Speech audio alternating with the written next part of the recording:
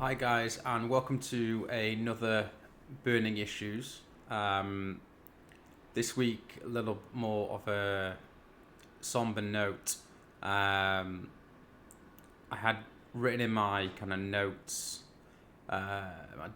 some time ago, a couple of weeks ago now, after the horrific events with Charlie Kirk assassination in the States, of how fragile life is, and he was the same age as me, 32, I believe.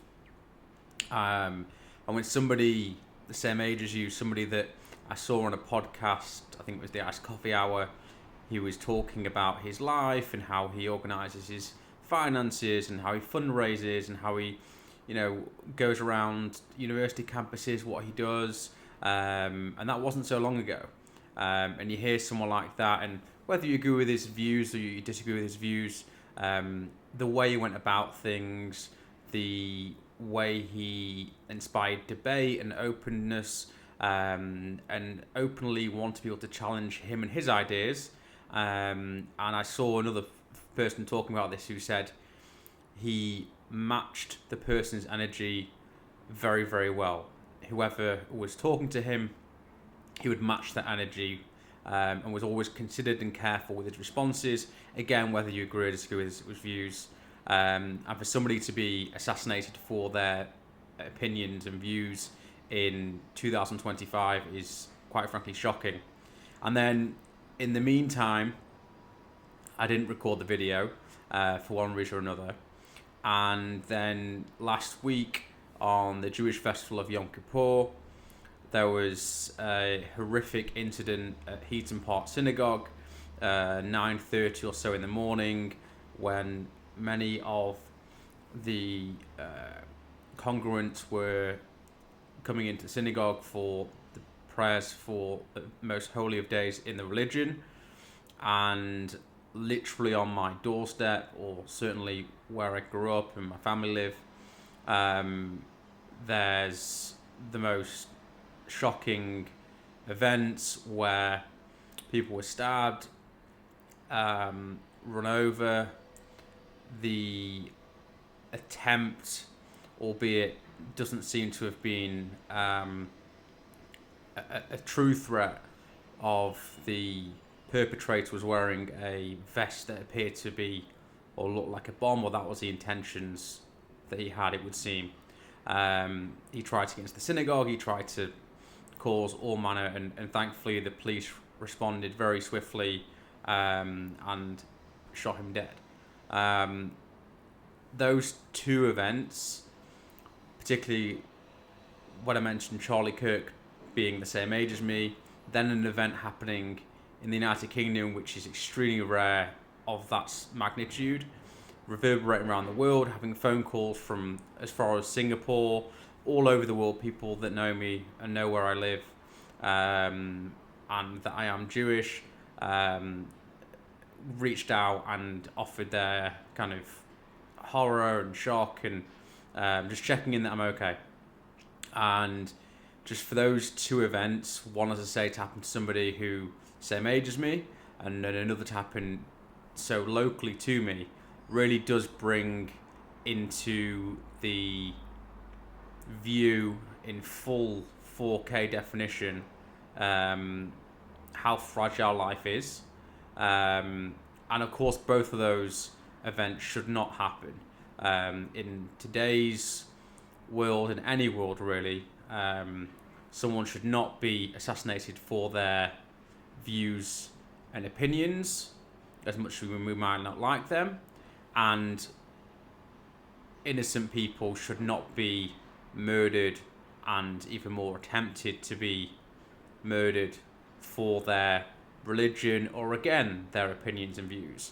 We become a very intolerant society.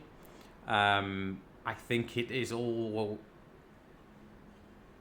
not helped by social media, where we find echo chambers. And for those that aren't familiar with the term, you are algorithmically, you are shown things that interest you, or things that maybe provoke a negative reaction, things that hold your attention for social media's purposes, whether that's Facebook and Meta and Instagram, whether that's TikTok, whether that's X, Twitter, what have you. The whole purpose of those platforms is to hold your attention, whether that's by showing you things to amplify your opinion, by showing other people that have the same opinion, or indeed the opposite, by showing you people that have a different opinion that they know is going to create hostility. And so, not just because of this, but it has been a big influence on the way people get their news, the way people respond to things. I mean, you only have to look at when Manchester United post a Yom Kippur or any Jewish-related post to their Instagram account. Particularly, I've seen this. There's a whole tirade of Palestinian flags and I hate Israel and all this sort of thing. And I don't come out often and say this, but I think it is important to note, because someone is Jewish, of the Jewish faith, is religious or otherwise, does not mean that they support or otherwise Israel. People should not be confusing the two matters together. And even if they do support Israel, that does not mean that you show hatred towards people. We have lost the art of open debate and discussion, talking through different views and having a healthy conversation. And people have become more and more intolerant of one another, and not just online, but probably offline as well, exist in echo chambers where they are only talking with people with the same viewpoint. Gone are the days where you can have a friend or somebody that you're associated with that has a vastly different viewpoint to you. And that to me seems like a lost,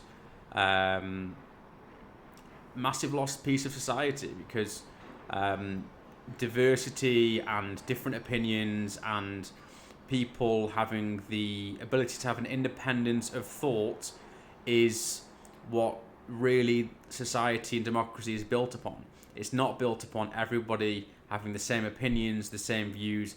And if you have a different opinion or view to that, as controversial otherwise as it might be, you're shunned and you are isolated and you are subject, as we've just mentioned, potentially to violent assaults, abuse, attacks, etc.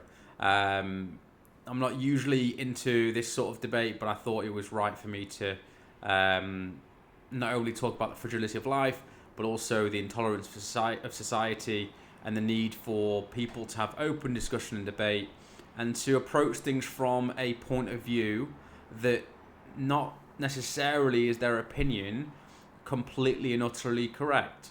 And there are different viewpoints. The facts are facts, but actually how we get to those statistics can lie. We know this. The media has an agenda. We know this. So it's just be very careful with what you're saying, how you're saying it, and more importantly, be open to your opinion or your point of view being challenged. And then once it's been challenged, if you realize, actually, I think there's some points on the other side of the debate, whether you're right-wing or left-wing politics, whether it's increase taxes, reduce taxes, whether it's a religious debate, whether it's should this country invade this country, whatever it might be.